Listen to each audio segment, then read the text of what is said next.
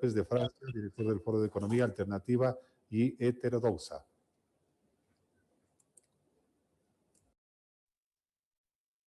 Muchas gracias, señor presidente. Muchísimas gracias, señores asambleístas. No sé si hay la posibilidad de compartir la pantalla para una presentación. Sí, con mucho gusto, economista, si está gentil. Gracias.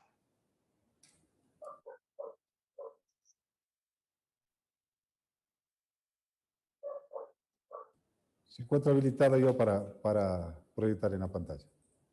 Perfecto. Muchísimas gracias, señor presidente. Bien, señor presidente, señores asambleístas, me parece importante que ustedes en un gesto de pluralismo, democracia, acojan en Comisión General todas las visiones que tienen que ver con la economía, sobre todo para un proyecto de ley tan importante como aquel denominado de defensa de la dolarización. En ese sentido, es de aplaudir el hecho que los asambleístas del país consideren, constaten y varias interpretaciones sobre un mismo fenómeno económico. Señor presidente y señores y señoras asambleístas, primero, definir una serie de categorías y conceptos que consideramos no han sido convenientemente especificados. El primero tiene que ver con el encaje bancario. Señores asambleístas, señor presidente, el encaje bancario no representa los depósitos del público. Los recursos del encaje bancario que están en el Banco Central forman parte de algo que se llama límite de exposición al riesgo del Sistema Nacional de Pagos y sirven para que los bancos privados compensen pagos en cheques y giros interbancarios, y siempre, señor presidente, señor asambleísta, siempre hay liquidez para garantizar este tipo de pagos. Asimismo, el encaje bancario está ya regulado por el artículo 240 y 241 del Código Orgánico Monetario y Financiero, ¿no? Por eso el encaje bancario proviene efectivamente de los depositantes, como proviene toda la actividad financiera de los bancos, proviene de los recursos que el público deposita. De ahí los bancos tienen los recursos para convertir esos depósitos en créditos y lograr algo que en economía se llama el circuito ahorro-inversión.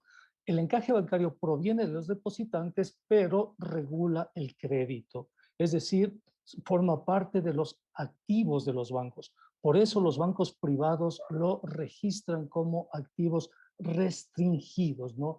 En consecuencia, señores asambleístas, cuando se indica que el proyecto de ley va a defender el encaje bancario, creo que ahí no se está correspondiendo a los conceptos que tiene la teoría económica y la teoría financiera con respecto al encaje bancario.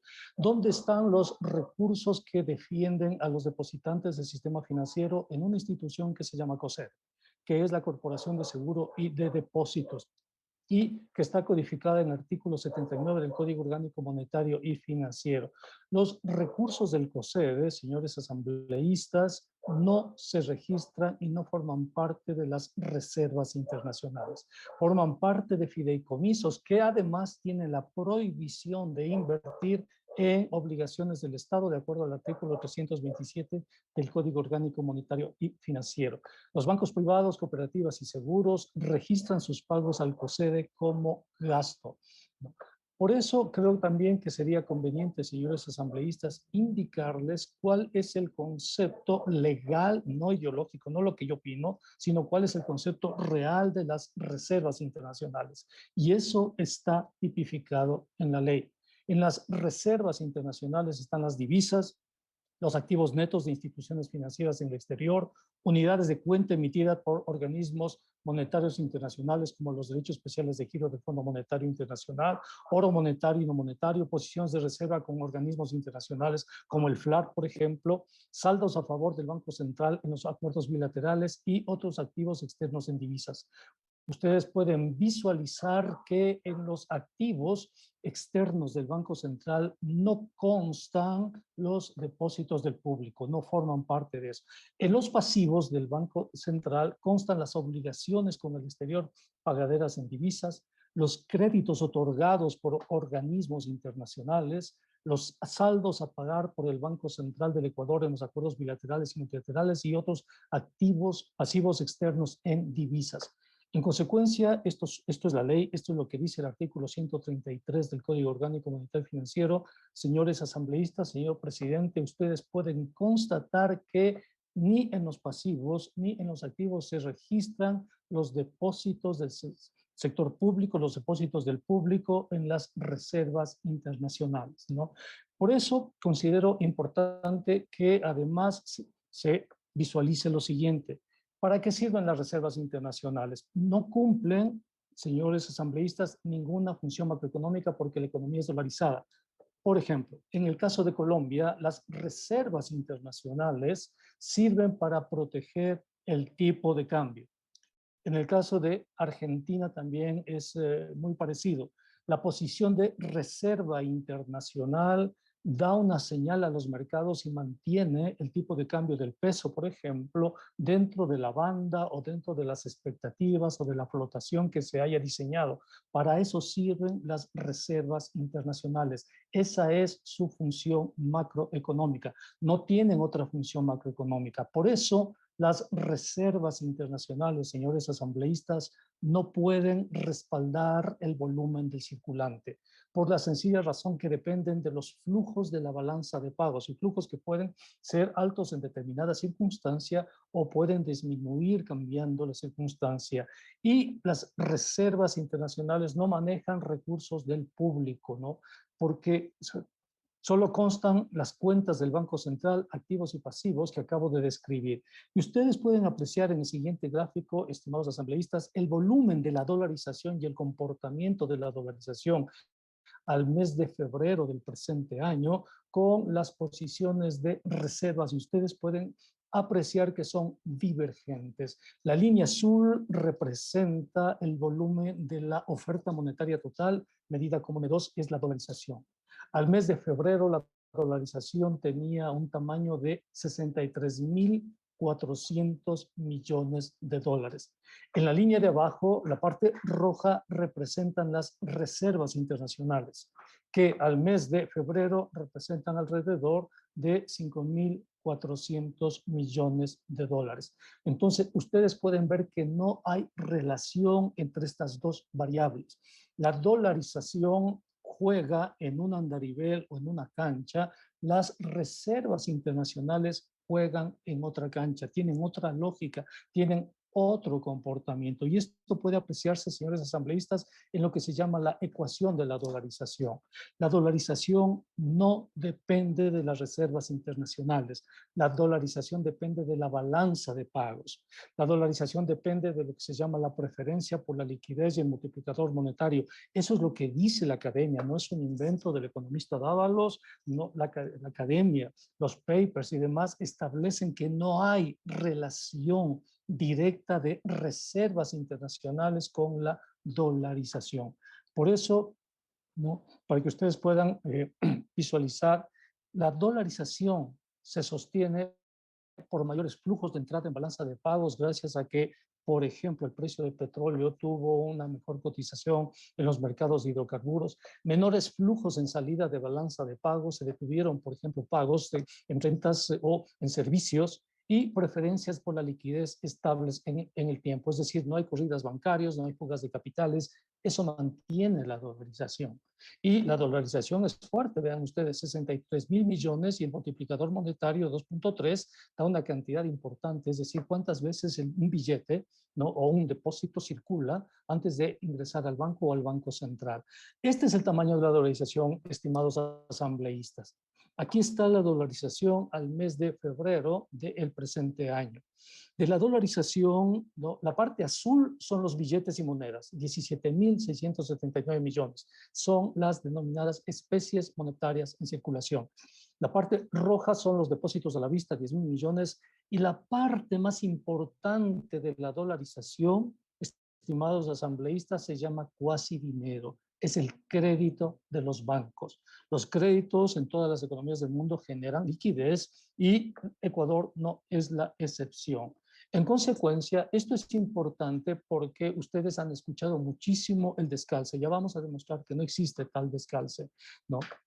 Vamos a otro concepto que me parece importante y tiene que ver con el balance del Banco Central, ¿no? El balance del Banco Central está codificado en el artículo 33, ¿no? Ustedes pueden ver que el balance del Banco Central respalda activos con pasivos y maneja el balance del Banco Central la dolarización. En el balance del Banco Central, cuando se manejan activos y pasivos, aquí tengo los datos al mes de febrero del presente año, representan en activos 16.000 millones, en pasivos 14.000 millones registrados mensualmente. Señores asambleístas, ustedes pueden apreciar que no existe ningún descalce en el balance del Banco Central. ¿Por qué? Porque el descalce es un punto de vista, ¿no? Podríamos decir, por ejemplo, que como el Banco de Guayaquil, en este momento la relación tiene por cada 100 dólares, 23 dólares tiene líquidos, ¿no? Y 67 dólares tiene en créditos, hay un descalce. Podríamos asumir eso, ¿no? Pero es un punto de vista, pero en términos legales, en términos contables, lo que cuenta es esto. Cuenta el balance del Banco Central, cuenta el presupuesto del Estado, ese es el indicador. Y el balance, cuando hemos analizado el balance con los técnicos, no representa, no existe el descalce, ¿no? Por lo tanto, vean ustedes, en el balance del Banco Central 31 de enero, activos 16.000, pasivos 14.000, capital, reserva, superávit, resultados, nos enseña que no existe ningún descalce.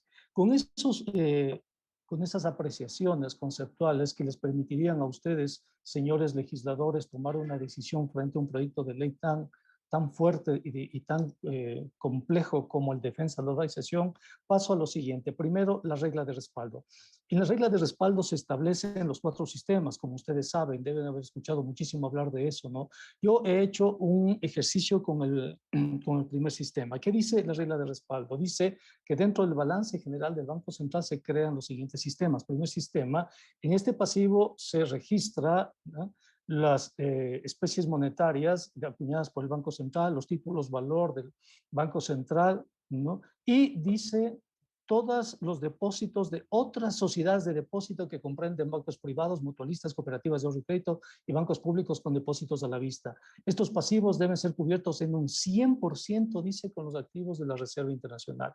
Me he permitido solamente para que ustedes visualicen lo que significa esto y que es absolutamente nuevo para nuestro sistema de dolarización, un pequeño ejercicio con este primer sistema. Este momento tenemos en reservas internacionales 5.400. Cuando yo hice el ejercicio teníamos 6.590.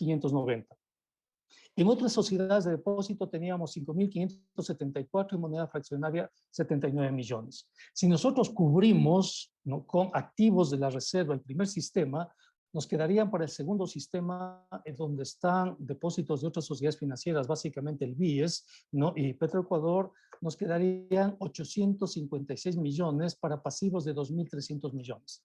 ¿Qué significa esto? Que Petroecuador, por ejemplo, no tendría recursos para la importación de combustibles. Si luego de eso nos vamos al tercer sistema, donde está el sector público no financiero, los depósitos GAT, no habría ya recursos para cubrir las necesidades, este momento, de los GAT o del sector público no financiero. Les pongo un ejemplo, ¿no? Si el Banco de Guayaquil necesita este momento, ¿no?, girar en contra de sus posiciones en el Banco Central, transferencias al exterior, por qué sé yo, 1.000 millones de dólares, y se le otorga en función de este respaldo. Banco del Pichincha hace lo mismo y demás, y se agotan las reservas internacionales. Cuando el Ministerio de Salud Pública quiera comprar las vacunas para la COVID-19, simplemente no van a existir los dólares, porque esos dólares, por el orden de prelación, ya han sido entregados, en este caso, a la banca privada. La banca privada, de esta manera, tendría 2 registros, un registro en sus activos restringidos y otro registro en los sistemas de los balances del Banco Central. Esto para la dolarización es muy grave, porque la dolarización, señores asambleístas y señor presidente, no necesita regla de respaldo. Solo se necesita respaldar una moneda para administrar el tipo de cambio. Si nosotros en este momento emitimos una regla de respaldo, estamos generando la señal de que el país sale de la dolarización, porque solo con una moneda propia se puede respaldar esa moneda a través de las reservas internacionales, respaldar el tipo de cambio de esa moneda. Para eso serviría, ¿no? La regla de respaldo altera todo el sistema de dolarización, otorga a las reservas internacionales un rol macroeconómico que no poseen, afecta el proceso de deuda pública porque la deuda pública, como ustedes saben, de acuerdo al numeral 3 del artículo 290, solamente está destinada a la infraestructura pública, pero ahora la deuda estaría orientada a sostener las reservas internacionales. Y además duplica los activos bancarios. Duplica los activos restringidos del balance de los bancos, pueden ser compensados con recursos de las reservas internacionales. Señores asambleístas, ustedes saben bastante bien que el numeral 7 del artículo 290 de la Constitución prohíbe la estatización de deudas privadas. Ustedes saben bastante bien que con deuda pública solamente se pueden financiar programas y proyectos de inversión. Y ustedes saben bastante bien por el artículo 308 de la Constitución Política del Ecuador que la regulación y el control del sector financiero privado no trasladarán responsabilidad de solvencia bancaria ni supondrán garantía alguna del Estado. En conclusión, señores asambleístas, la regla de respaldo es inconstitucional. Tenemos otro aspecto que me llama mucho la atención, que es la liberalización de las tasas de interés. Este es el artículo que en este momento existe, señores asambleístas, ¿no? Aquí la frase clave se denomina, ¿no?, que la Junta de Política y Regulación Monetaria podrá fijar las tasas máximas de interés. Es decir, evita lo que se llama la especulación financiera.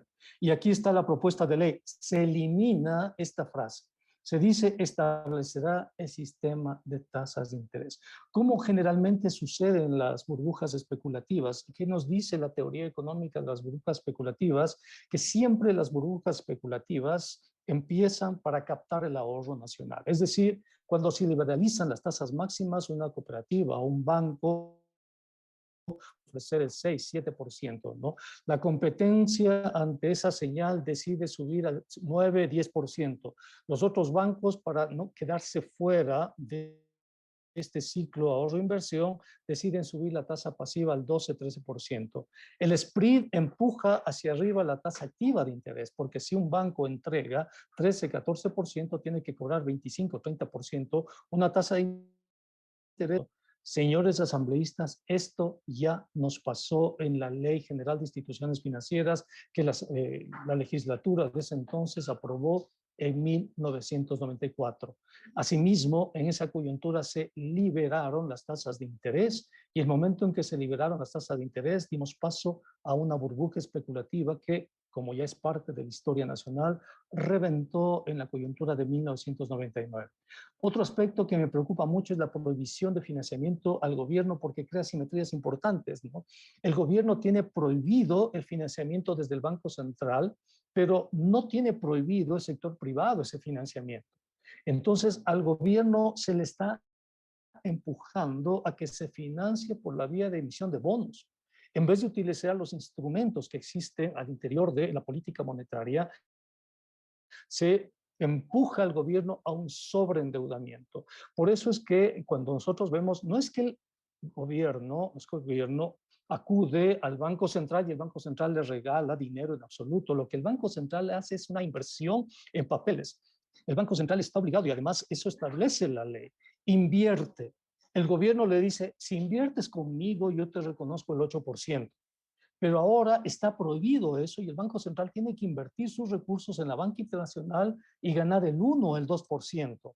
Y el Estado ecuatoriano, en consecuencia, tiene que emitir bonos y pagar el 9, el 10%. Se crea una asimetría que favorece básicamente a sectores privados, ¿no? Esto también se denomina problemas de selección adversa entre el gobierno y el sector privado y problemas de riesgo moral. Otro aspecto que llama muchísimo la atención es la privatización del Banco Central por las creaciones de las juntas. Una junta de regulación financiera y una junta de regulación monetaria, ¿no? Y aquí me parece que la deriva corporativa es básicamente evidente porque quienes provienen para formar parte de estas juntas son del sector financiero privado, con 10 años de experiencias en altas funciones, y lo que me parece realmente que acentúa esa deriva corporativa es el hecho de que solamente van a estar de los 5 miembros, 2 a tiempo completo y 3 a tiempo parcial. Significa que pueden seguir cumpliendo sus funciones y pueden ser juez y parte y tomar decisiones importantísimas. Y en el sector financiero lo más importante es la información. quien tiene la información puede afectar de manera gravitante al sector financiero. La desarticulación del sistema DPS, y esto sí me parece interesante, me parece importante, señores asambleístas. Aquí están las cooperativas, hay 522 cooperativas, 195 en el segmento 5, 164 en segmento 4, 83 segmento 3, 46 en segmento 2 y 34 en segmento 1 para un volumen de activos de 16 mil millones que corresponde a un tercio de los activos financieros del país. El problema, señores asambleístas, es que esta ley establece requisitos de patrimonio técnico que son imposibles de cumplir para las cooperativas. Imposibles. Vean ustedes. Aquí tengo enumeradas las normas que tienen que cumplir, pero aquí está un estudio. Por ejemplo, los niveles de solvencia. En los niveles de solvencia que establece, ¿no? Cuando se hizo un análisis de 219 cooperativas, solo una cooperativa, señores asambleístas, de segmento 1, solo una cooperativa cumple los requisitos de solvencia. Solo una. Todas las demás cooperativas no cumplen, no pueden cumplir los requisitos de solvencia establecidos en este momento con la ley. Igual con el patrimonio técnico, ¿no? De las 219, cumplían 45 aproximadamente. ¿Qué significa esto? Que si ustedes por determinadas circunstancias aprueban este proyecto de ley, ¿no? Estarían eliminando el sector de la economía popular y solidaria. No resisten las cooperativas de segmento 5, que son las cajas de ahorro, las estrategias comunales de ahorro e inversión, simplemente no podrían resistir requisitos de patrimonio técnico, de riesgo de mercado, de acumulación de rentabilidades pasadas, etcétera, tan fuertes que obliga, incluso las de segmento 1, les obliga a costos de transacción tan grandes que se convierten en pequeños bancos, ¿no? Y recuerden ustedes que las cooperativas entregan una mayor tasa pasiva que los bancos, ¿no? En consecuencia, con estos requisitos, la actividad de la EPS prácticamente entra en sus peores momentos. Con esto quisiera concluir indicando que, como ustedes bien saben, la independencia y autonomía del Banco Central está prohibida por la Constitución. El artículo 303 no admite discusión posible ni interpretación. En consecuencia, no se puede aprobar, creo yo, por una asamblea respetuosa del ordenamiento jurídico, una ley que genere inseguridad jurídica para el país. Porque si esta ley se aprueba, tarde o temprano la Corte Constitucional puede determinar la inconstitucionalidad y puede todas las decisiones que se hayan tomado someter a un estatuto de inseguridad a todo el país. Señores asambleístas, ya no podemos depender de una institución financiera internacional que nos ha dado algunos recursos, ¿no? Menos aún si no ha cumplido el requisito que sea validado por ustedes, por los asambleístas, ¿no? Este instrumento internacional conocido como SAP o Estrategia de Financiamiento Extendido. Yo he visto y he participado ya en la mesa conjuntamente con otros economistas de la línea neoliberal y créanme que ellos tienen una visión ideológica de las reformas. No es una visión académica, no es una visión técnica, es ideológica. Se inventan conceptos, inventan el concepto del descalce y además generan miedo a la sociedad con la desdolarización, etcétera, lo cual es absolutamente falso, ¿no? Aquí en la ley ustedes han visto, sobre todo en el artículo 14, que se habla de crisis sistémica. Y enunciar la crisis sistémica ya es incorporar en un riesgo moral a toda la economía. O sea, no se puede hacer eso, ¿no? Con esta ley hay un riesgo real de desdolarización, hay un corporativismo en la política financiera y se neutralizan los instrumentos de la política financiera para evitar que el Estado tenga que todo el tiempo emitir bonos.